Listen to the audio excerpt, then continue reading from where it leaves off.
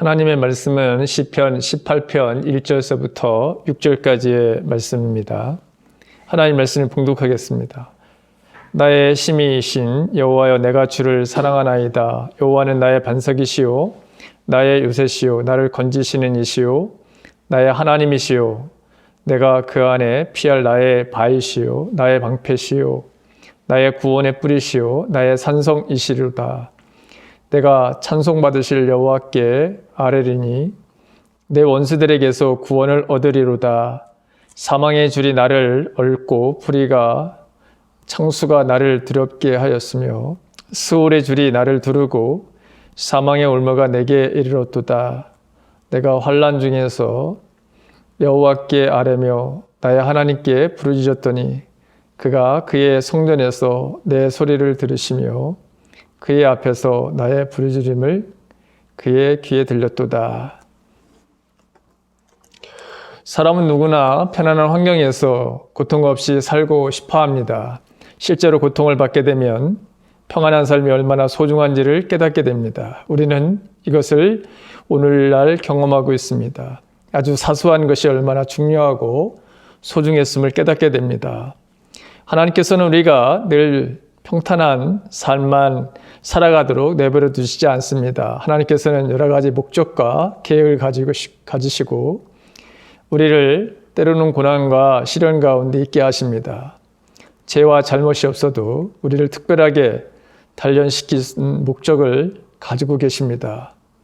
그래서 때로는 불같은 시련이나 혹은 견디기 힘든 결핍 가운데 우리를 데려가실 수도 있습니다. 아브라함에게 아들을 바치라고 하는 명령 같은 것입니다. 두 번째는 우리의 죄와 탐욕의 결과로서 고난을 받을 수 있다고 하는 것입니다. 지금 온 세계가 겪는 아픔입니다. 우리는 교만과 무지, 탐욕의 결과가 어떻게 되는지를 보고 있습니다. 그리고 그것은 우리로 하여금 어떠한 삶을 살아야 하는지를 깨닫게 하신 하나님의 은혜이기도 합니다. 우리는 아픔과 고통을 통해서 우리 자신이 얼마나 악한지를 깨닫게 되고 하나님을 버리고 죄를 선택한 결과가 얼마나 고통스러운 열매를 맺게 되는지를 경험하게 됩니다. 어떤 이유로 처하든지 아픔과 공경에 처한 당신의 자녀들을 향한 하나님의 뜻은 분명합니다. 하나님의 뜻은 거기에서 하나님의 도움을 구하며 또 하나님의 도우심으로 말미암아 거기에서 벗어나게 하시는 것입니다. 그것이 하나님께서 원하시는 바입니다. 어떤 고통과 어려움에 처하게 되었든 간에 그 속에서 하나님만이 그 어려움 속에서 자신과 또 인류를 건질 수 있다고 하는 믿음을 가지고 당신께 나오며 구하기를 바라시는 것입니다. 고난 가운데서 하나님을 더욱더 의지하며 살았던 다윗의 삶을 오늘 조명해보고 교훈을 얻으려고 합니다. 다윗은 나의 힘이 되신 여호와라고 그가 고백을 합니다. 하나님이 자신의 힘의 근원이라고 말하고 있습니다. 다윗은 이런 다윗의 고백은 어디에서 나왔을까요? 시편 46절에 보게 되면 똑같은 표현을 하고 있습니다. 하나님은 나의 피난처시요 나의 힘이시니 환난 중에 만날 큰 도움이시라. 그러므로 땅이 변하든지 산이 흔들려 바다 가운데 빠지든지 바닷물이 솟아나고 뛰놀든지 그것이 넘침으로 산이 흔들릴지라도 우리는 두려워하지 아니하리로다. 그것은 삶의 한가운데 체험으로 그가 알게 됩니다. 다윗은 사울을 포함한 자신의 원수들이 자신을 죽이려고 찾아다닐 때에 생명의 큰 위급한 순간들을 많이 만났습니다. 그때마다 하나님을 의뢰하고 기도하였고 하나님은 다윗의 기도를 들으시고 사망의 위협에서 건져주셨습니다. 3절을 보게 되면 내가 찬송받으실 여호와께 아뢰리니 내 원수들에게서 구원을 얻으리로다.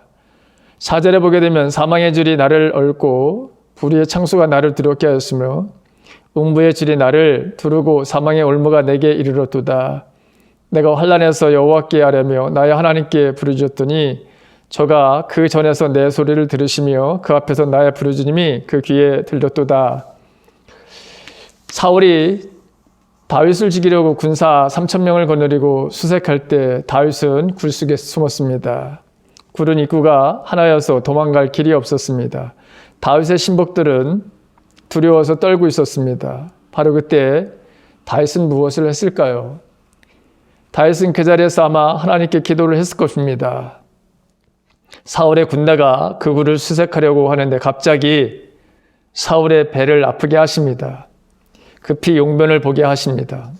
하나님께서 하시는 일이라 그렇게 생각되어집니다. 사울 혼자 그 동굴 속으로 들어옵니다. 다윗에게는 절호의 기회가 왔습니다. 그때 다윗의 신복들이 사울을 죽이고자 하였는데 다윗은 사울을 죽이지 않고 그의 옷자락만 뺍니다. 또 한 번은 사울과 그의 군대가 다윗을 에워쌌습니다. 속수무책입니다. 그때에도 다윗은 기도합니다. 그랬더니 한 병사가 사울에게 전가를 지금 블레셋 사람들이 이스라엘을 향하여 전쟁을 시작했다고 알려줍니다. 이 소식을 들은 사울의 군대는 철수를 할 수밖에 없었습니다. 다윗은 사울의 군대가 떠난 마음에 그것의 이름을 셀라 하마느곳이라고 하는 이름을 짓습니다. 도피의 바위라고 하는 뜻입니다. 하나님께서 위기 일발 직전에 구원해서 그를 거기서부터 지켜주시고 보호하시고 인도하시는 것을 보게 됩니다. 한 번은 사울을 두려워하여 가드왕 아기스에게 그가 피한 적도 있습니다. 아기스는 이스라엘의 적국입니다. 아기스의 신하들이 다윗을 알아보고 왕에게 보고를 합니다. 이스라엘의 유명한 장수 다윗이 도망왔다는 것입니다. 그러는 순간 다윗은 마음에 이 아기스 왕이 자기를 죽일지도 모른다고 하는 생각이 들었습니다. 그 짧은 순간 또 다윗은 하나님께 기도를 합니다. 하나님께서 그에게 지혜를 주셨습니다. 미친 척하자. 왕의 앞에 인도되자 다윗은 침을 질질 흘리며 극적거리면서 정말 미친 사람처럼 행동을 합니다. 이에 아기스 왕이 너희도 보거니와 이 사람이 미치광이로다. 어찌해서 이 미치광이를 나에게 데려가느냐. 데려가라고 합니다. 그래서 목숨을 부지하는 것을 보게 됩니다. 다윗은 이런 생명이 위급한 상황을 수없이 그의 인생에 겪습니다. 그 순간마다 그는 하나님께 기도하였고 그 기도의 하나님은 그를 도우시는 것을 보게 됩니다.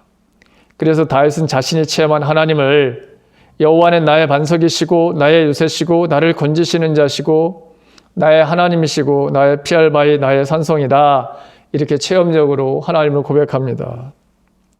나의 반석이라고 하는 것은 변함없는 하나님, 하나님의 신실하심을 상징하는 것이고 나의 요새라고 하는 것은 가파르고 접근이 어려운 곳에 설치된 망대입니다.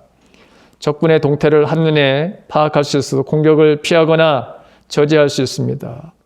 살아계신 하나님은 이렇게 배후에서 지켜주셨다고 하는 것입니다.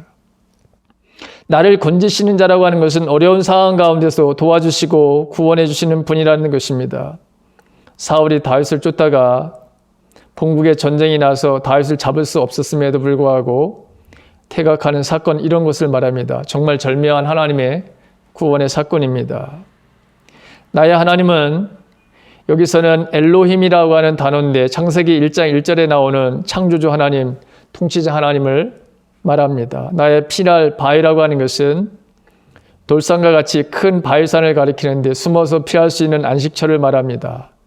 이것은 또한 변함없는 하나님의 사랑을 의미하기도 합니다. 언제나 변함없이 사랑해 주심을 나타내는 그런 상징입니다. 나의 방패는 원수들의 화살이나 공격을 막아주는 무기입니다. 나의 구원의 뿔이라고 하는 것은 뿔은 힘이나 권세를 상징합니다. 즉 어려움 가운데서 넉넉하게 구해주신 하나님의 능력과 권세를 의미합니다. 나의 산성이라고 하는 것은 험하고 높은 산꼭대기에 설치된 성으로 피난처의 역할을 합니다. 이 모든 표현들은 다윗이 안전을 보호하기 위해서 철저하게 완벽하게 사랑을 베푸신 하나님의 사랑을, 하나님의 인도하심을 나타내주는 그런 상징적인 것입니다. 다윗을 구원한 것은 돈도 아니고 권력도 아니고 인맥도 아니었습니다. 어느 것도 아닌 하나님이시라. 그는 그것을 그의 삶들 속에서 체험하게 된 것입니다. 다윗은 자신에게 이렇게 응답하신 하나님을 잊을 수가 없었던 것입니다. 긴박한 순간마다 자신의 기도를 들으시고 지켜주신 하나님, 그 어려운 순간에 지혜를 주신 하나님을 그가 어떻게 사랑하지 않겠습니까? 그래서 1절에서 나의 힘이 되신 여호와여 내가 주님을 사랑합니다. 이렇게 고백하고 있습니다. 하나님은 다윗에게 뿐만이 아니라 오늘 저와 여러분들에게도 반석이시고 산성이시고 요새이시고 안식처가 되시는 분이십니다. 다윗은 하나님을 나의 힘이라고 고백했습니다. 어린 다윗이 목동에서 시작해서 이스라엘의 가장 위대한 성문이 되기까지 온갖 어려움과 시련, 여러 가지 모험과 시기, 그리고 많은 생명의 위협을 당했습니다. 그러나 다윗은 그 하나님을 자신의 힘으로 삼았더니 그의 모든 원수들의 손에서 자신을 구해주셨다고 고백하고 있는 것입니다. 여기서 말하는 힘이라고 하는 것은 게브라라고 하는 말인데 이 말은 상당히 의미 있는 그런 말입니다. 예전에 세계적으로 인기 있는 영양제로 한국에서도 즐겨 복용했던 게브랄티라고 하는 종합 비타민 제가 유명세를 탄 적이 있습니다. 그 게브랄티라고 하는 유대인이 만든 약품인데 그 이름의 배경에는 바로 하나님의 힘이라고 하는 게브라에서 착안해낸 것입니다. 하나님의 말, 하나님의 힘, 참 의미 있는 바로 단어이죠. 세상의 많은 것들이 힘이라고 말하지만 힘의 근원은 하나님이십니다. 하나님이 나의 힘이 되신다면 얼마나 흥분되는 일입니까? 이 하나님, 나의 힘이 되신 그런 하나님이라고 하는 이 하나님은 어떤 특성을 가지고 계신 것일까요? 첫째는 하나님은 영원하시다는 것입니다. 세상의 그 어떤 힘도 영원하지 않습니다. 재물의 힘, 권력의 힘, 명예의 힘, 과학의 힘, 의학의 힘도 유한한 것입니다. 권력이 있으면 사람들 앞에서 굽신거리고 어려운 일도 쉽게 할 수 있습니다. 권력이 얼마나 좋은지 일단 한번 그 맛을 보면 헤아나기 힘들다고 합니다. 그래서 정권을 유지하려고 애를 쓰게 되는 것입니다. 그러나 그 권력도 유한한 것입니다. 한계가 있는 것입니다. 시편 146편 3절과 4절에서 높은 사람들에게 의지하지 마십시오. 죽을 운명의 사람들을 의지하지 마십시오. 그들은 사람을 구원할 수 없습니다. 영혼이 떠날 때 그들은 흙으로 돌아갑니다. 바로 그날에 그들이 세웠던 계획들은 쓸모없게 됩니다. 야곱의 하나님을 자기의 도움으로 삼는 자는 복이 있는 사람입니다. 여호와 자기 하나님께 소망을 두는 자 복이 있는 사람들이다. 이렇게 말씀하고 있는 것입니다. 시편 20편 7절과 8절에서도 병거를 믿는 사람이 있는가 하면 기마를 믿는 사람도 있습니다. 그러나 우리는 여호와 하나님의 이름을 믿습니다. 그들은 넘어지고 꾸꾸라지지만 우리는 일어나 꿋꿋하게 설 것입니다. 수많은 사람들이 하나님 이외에 어떤 다른 것들을 믿어봤지만 그것이 자신들의 삶을 인도하거나 이렇게 세우지 못했다고 하는 것을, 그리고 영원할 것 같은 그 모든 것들이 다 무너지고 없어지는 것들을 경험한 수많은 시편의 사람들이 하나님을 체험하고 난 다음에 고백하는 말은 한결같습니다. 똑같이 영원한 것은 이 세상에 없고 오직 하나님만이 영원하다는 것을 고백하는 것을 보게 됩니다. 또 이 하나님은 나의 힘이 되신 이 하나님이라고 하는 이 하나님은 어떤 하나님인가? 불가능이 없다고 하는 것입니다. 인간은 불완전합니다. 아무리 인간이 대단하고 놀라운 과학의 혁명을 개발한다 해도 언제나 문제에 부닥칩니다. 인간의 지식, 과학으로 할 수 없는 것이 너무나도 많은 것을 보게 됩니다. 지금도 이렇게 전 세계적으로 코로나 바이러스로 인해 문제를 우리가 보고 있는데 이 바이러스를 퇴치할 백신을 만들어내는 것이 쉽지 않은 것을 보게 됩니다. 빌립보서 4장 13절에 보게 되면 바울은 이런 고백을 합니다. 내게 능력 주시는 자 안에서 나는 모든 것을 할 수 있었노라고. 하나님께서 하시는 모든 것들은 불가능이 없습니다. 아무쪼록 하나님께서 지혜를 주셔서 이 코로나 바이러스 백신도 곧 만들어지리라 그렇게 생각이 되어집니다. 세 번째, 나의 힘이 되신 하나님, 그 하나님의 특성은 어떤 특성을 가지고 계신가요? 그 하나님은 신실하시다는 것입니다. 다시 말하면 변함이 없다는 것입니다. 변덕이 없는 일관된 모습을 가지시는 것이 하나님이시라고 하는 것입니다. 사람들은 권력을 가지면 그때부터 변덕을 부리기 시작합니다. 권력의 힘, 돈의 힘, 그 힘을 맛보면 그때부터 변덕을 부리는 사람들을 우리는 수없이 보았습니다. 그러나 하나님은 절대적으로 변덕을 부리시지 않은 신실한 분이라고 하는 것입니다. 우리 인생들은 변해도 하나님은 결코 변하지 않으시는 분입니다. 우리 주님은 어제나 오늘이나 영원토록 변함이 없으신 사랑으로 우리를 돌보신 하나님이라 그렇게 11에서 13장 8절에서 말씀하고 있습니다. 자, 그렇다면 여러분, 우리의 인생의 이 문제들을 해결해가는 그 비결은 무엇입니까? 다윗이 그의 인생에서 수없는 고난과 그의 삶들 속에 수없는 아픔과 고통들이 있었지만 그가 어떻게 그의 인생을 해결해 갔을까요? 첫째는 우리 문제 해결의 비결은 하나님과 그분의 말씀만을 바라보며 살아가는 것입니다. 구원을 진심으로 사모하는 사람들은 하나님의 말씀을 기뻐합니다. 그 구원이 질병으로부터 경제적인 것으로부터 어느 것으로부터인지 마찬가지로 구원을 진심으로 사모하는 사람들은 하나님의 말씀을 기뻐합니다. 그래서 우리들이 어려움 속에서 고통을 받다가도 거기에서 회복됐다가 되면 환경부터 먼저 변하는 것이 아니라 마음에서부터 변화가 일어납니다. 그리고 환경과 사람, 양심의 가책 때문에 괴로워하던 마음이 하나님의 말씀을 향하여 활짝 열리게 됩니다. 그리고 그 말씀이 기쁨이 됩니다. 그래서 돌아보면 아무것도 변한 것이 없는데 딱 하나 우리의 마음이 변화된 것을 발견하게 됩니다.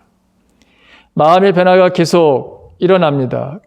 그러면서 말씀이 그리운 마음이 들고 또 그 말씀을 사모하는 마음이 들고 그 말씀에 자신이 깊게 놓게 됩니다. 그러면서 하나님의 말씀과 은혜에 붙잡힌 바 되는 것입니다. 그렇게 하나님의 말씀을 사모하는 것이 곧 구원을 갈망하는 마음입니다. 그러니까 한번 생각해 보십시오. 하나님의 말씀을 듣고 은혜를 받으면 온 마음을 모아 주님이 나에게 하실 말씀을 기대하는 것, 이것은 우리의 영혼의 참다운 변화일 뿐만 아니라 우리의 삶과 환경, 이 모든 것들 뒤집어 놓는 원동력이 됩니다. 우리 각자가 처하고 있는 인생의 어려움들은 각각 다릅니다. 똑같은 이유 때문에 고통을 받아도 색깔은 여러 가지입니다. 그러나 우리들이 처하고 있는 어려움이 아무리 종류가 다르고 다양하다 할지라도 하나님이 우리를 고치시는 강력한 은혜의 힘, 놀라운 능력의 역사, 은혜의 역사는 오직 하나님의 말씀으로부터 시작되는 것입니다. 그래서 만나게 된 인생의 상황은 너무나도 다양하고 또 어렵다고 할지라도 결국 해답은 말씀하시는 하나님께 있습니다. 디모데후서 3장 16절과 17절에 있는 말씀을 보게 되면 모든 성경은 하나님의 영감으로 된 것으로서 교훈과 책망과 바르게 함과 의로 교육하기에 유익합니다. 성경은 하나님의 사람을 유능하게 하고 그에게 온갖 선한 일을 할 수 있게 하는 것입니다. 라고 기록하고 있습니다. 또한 시편 19편 7절에서부터 11절에 있는 말씀을 보게 되면 주님의 교훈은 완전하여서 사람에게 생기를 북두어주고 주님의 증거는 참되어서 어리석은 자를 깨닫게 해준다. 주님의 교훈은 정직하여서 마음에 기쁨을 안겨주고 주님의 계명은 순수하여서 사람의 눈을 밝혀준다. 주님의 말씀은 티 없이 맑아서 영원토록 견고히 서 있으며 주님의 법규는 참되어서 한결같이 바르다. 주님의 교훈은 금보다 순금보다 더 탐스럽고 꿀보다 송이꿀보다 더 달콤하다. 그러므로 주님의 종이 그 교훈으로 경고를 받고 그것을 지키면 푸짐한 상을 받을 것이다 라고 말씀하고 있습니다. 시편 27편 4절에 있는 말씀을 보게 되면 내가 여호와께 바라는 한 가지 일 그것을 구하리니 곧 내가 내 평생에 여호와의 집에 살면서 여호와의 아름다움을 바라보며 그의 성전에서 사모하는 그것이라. 하나님의 인재, 하나님의 말씀, 하나님을 바라보며 살아가는 인생만이 우리 인생의 모든 문제를 해결했는데 다윗이 바로 그런 삶을 살았습니다. 우리 또한 다윗이 그랬던 것 같이 오늘 우리가 인생의 모든 문제들은 오직 하나님을 바라보며 그 하나님 말씀을 지키는 것에서부터 우리는 구원을, 우리 인생의 문제를 해결할 수 있다고 하는 것입니다. 시편 146편 5절에 있는 말씀을 보게 되면 야곱의 하나님을 자기의 도움으로 삼으며 여호와 자기 하나님에게 자기의 소망을 두는 자는 복이 있도다 말씀하고 있습니다. 하나님은 소망 없는 야곱과 함께 했음을 보게 됩니다. 하나님께서 함께 하니까 야곱의 인생에 실패가 줄어들게 되고 없게 됩니다. 그를 죽이려고 위협하는 자들이 있었지만 하나님은 그들에게서 야곱을 지켜주신 것을 보게 됩니다. 외삼촌 라반에게서 하나님은 그의 인생을 지켜주셨고, 또 형 에서와의 그 갈등, 20년간 원한을 품고 있었던 야곱을 죽이려고 했던 이 형과의 이 분쟁, 이것을 해결해 주시는 분이 하나님이셨던 것을 보게 됩니다. 또 딸 디나의 이 강간 사건으로 주변 부족들이 야곱의 가족을 위협하고 있었지만 하나님께서 그들을 막아주셨던 것을 보게 됩니다. 그래서 우리의 인생이라고 하는 것은 항상 하나님을 바라보고 사는 것이고 하나님의 말씀을 내 삶 가운데 지키며 살아가는 것이, 이것이 우선이 되어야 합니다. 두 번째는 언제나 우리는 감사의 찬양의 삶을 살아야 하는 것입니다. 3절에 보게 되면 내가 찬송받으실 여호와께 아뢰리니, 여기 찬송받으실 여호와라는 말은 여호와 하나님은 찬송받으시기에 위해서 합당하신 분이라는 것입니다. 여기까지도 오신 하나님께 감사하는 것입니다. 지금도 우리도 마찬가지로 지금 여기까지도 오신 하나님, 그 하나님을 우리는 찬양과 또 그 하나님을 인도하신 우리를 여기까지 인도하신 하나님 앞에 우리 감사하는 삶을 살아가는 것입니다. 이사야 43장 21절에 보게 되면 이 백성은 내가 나를 위하여 지었나니 나의 찬송을 부르게 하려 함이라 말씀하고 있습니다. 시편 69편 30절서부터 31절에 보게 되면 내가 노래로 하나님의 이름을 찬송하며 감사함으로 하나님을 광대하시다 하리니 이것이 곧 뿔과 굽이 있는 황소를 드림보다 여호와를 더욱 기쁘시게 함이 될 것이라 말씀하고 있습니다. 시편 119편 164절에도 보게 되면 주의 의로운 규례를 인하여 내가 하루 7번씩 주를 찬양하나이다 그렇게 말하고 있습니다. 찬송은 우리가 하나님을 믿고 의지하며 사랑한다는 고백입니다. 느헤미야 8장 10절에도 보게 되면 여호와를 기뻐하는 것이 너희의 시민이라. 슬플 때나 힘이 들 때에도 낙심하지 마시고 여호와 하나님을 더욱더 찬송하며 감사한 삶을 살아가시길 바랍니다. 그러면 하나님은 저와 여러분들에게도 힘이 되어 주셔서 그 힘으로 이 세상을 능히 이기고 승리하게 하여 주실 것입니다. 사도 바울도 데살로니가전서 5장 16절과 18절에 보게 되면 모든 일에 감사하라. 이것이 그리스도 예수 안에서 여러분들에게 바라시는 하나님의 뜻이다. 그렇게 말씀하고 있습니다. 마지막으로 우리의 인생에서 고난과 아픔 또 인생의 문제를 해결하는 것은 기도의 삶을 살아가는 것입니다. 다윗은 하나님을 만나는 가운데 그의 인생의 모든 수많은 환난들을 해결한 사람입니다.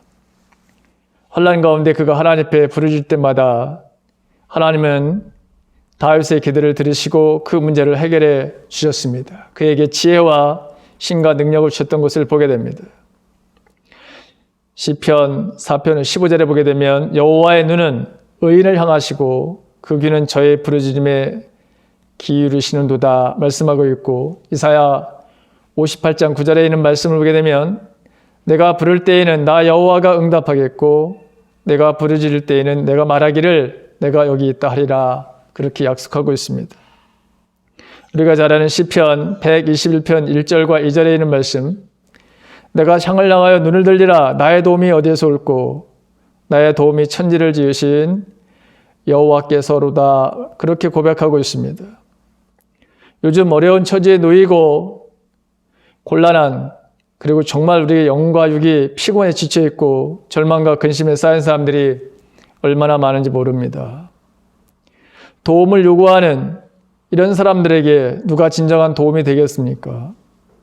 하나님의 도움을 구하기 위해서 시인은 어떻게 합니까? 1절에 보니까 내가 산을 향하여 눈을 들리라. 나의 도움이 어디서 올꼬? 하면서 그는 2절에 나의 도움은 천지를 지으신 여호와 하나님께로부터 온다고 답을 합니다. 시인은 창조주 하나님께 눈을 들어 도움을 구했던 것을 보게 됩니다. 기도란 무엇입니까? 눈을 들어 하나님을 바라보면서 하나님 도와주세요 라고 구하는 것입니다. 아주 간단한 것입니다. 물론 더 고상한 차원의 기도도 있습니다. 하나님과 인격적인 교제를 나누고 그분을 더욱더 알아가는 차원의 기도도 있습니다. 그러나 주님이 우리에게 가르쳐준 기도를 보십시오. 마태복음 7장 7절에 기도를 말씀하시면서 구하라 그러면 너에게 주실 것이요 찾으라 그러면 찾아낼 것이요 문을 두드리라 그러면 너에게 열릴 것이니 라고 말씀하십니다. 이것은 우리의 필요와 부족함을 하나님께 구하고 찾고 두드리라는 것입니다. 즉 기도란 하나님 도와주세요라고 아뢰는 것입니다. 도와주세요라고 구하는 자들에게 하나님은 약속을 하십니다. 찾는 자에게 찾아내게 하실 것이라. 문을 두드리는 자에게 열리는 역사가 있게 하시겠다고 말씀하십니다.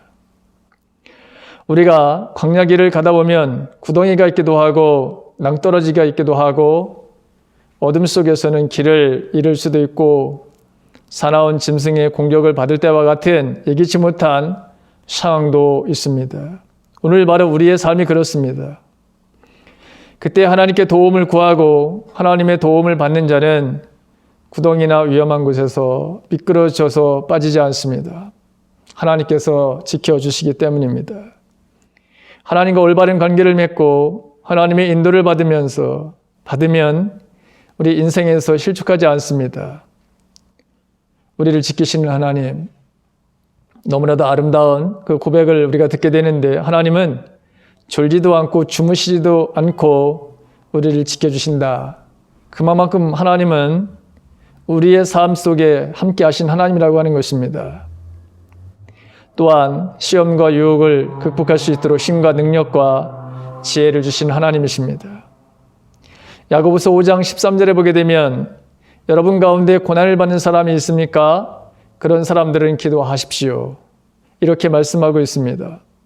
하나님은 언제나 가까이 계셔서 당신을 찾는 사람들을 만나주시는 좋으신 하나님이십니다.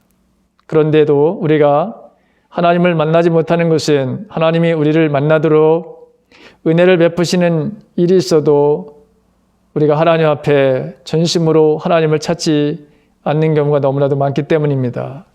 그래서 하나님 앞에 간절히 사모함이 필요합니다.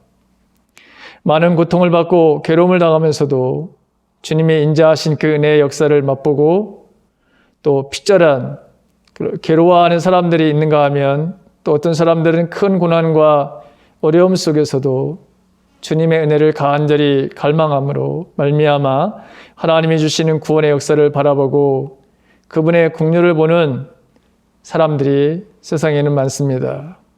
커다란 고통 속에 있다 하더라도 하나님을 찾는 간절함이 없으면 주님의 위대하심을 경험하기 힘듭니다. 그러나 작은 고통 속에서도 주님의 은혜를 간절히 구하고 그 은혜에 대한 사모하는 목마름을 가지고 있으면 하나님의 긍휼하심, 하나님의 자비를 아주 놀랍게 경험하게 됩니다. 당신 자신의 은혜를 향해 목말라 하는 사람들에게 당신 자신을 보여주시고 그 은혜를 주시는 분이십니다. 그분이 바로 하나님이십니다. 그래서 우리는 우리에게 바라시는 하나님이 우리에게 바라시는 것은 하나님을 바라보고 의지하고 그 말씀대로 살기를 하나님은 간절히 바라고 계시고 있습니다. 또한 우리의 인생 속에서 찬양과 감사의 바로 삶을 살아가는, 그리고 기도의 바로 삶을 살아가는 자들, 이 사람들이 언제나 위기 속에서, 고통 속에서 하나님의 돌보심과 인도하심을 받게 됩니다. 다윗이 바로 그 삶을 살았고, 그래서 그는 하나님을 이렇게 멋있게 고백하고 있는 것입니다. 사랑하는 성도 여러분, 저와 여러분들도 마찬가지로 다윗이 우리들에게 보여줬던 그 삶으로 우리에게 닥쳐오는 이 위기, 이 아픔, 이 고통, 이 모든 것들이 하나님의 안에서 해결됨을 받는 귀한 은혜가 있기를 주님의 이름으로 간절히 축원합니다.